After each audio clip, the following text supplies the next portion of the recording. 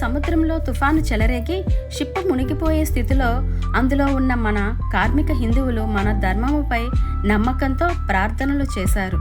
తెల్లవారేసరికి నౌక ఇక్కడే ఒడ్డున పట్టి కదలలేదు.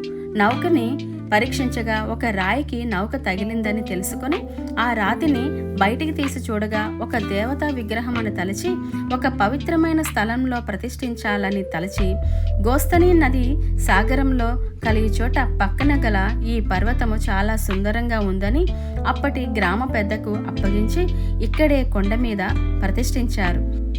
స్వామివారి గుడి ప్రక్కన 200 సంవత్సరాల క్రితం లక్ష్మీదేవి అమ్మవారిని తిరుమల నుండి తీసుకొచ్చి ప్రతిష్ఠించారు.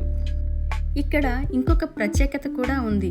ఎంతోమంది వేదాలను అభ్యసించి పౌరోహిత్యం స్వీకరించారని, ఇక్కడి నుంచే వెళ్ళారని అక్కడి పండితులు చెప్పారు.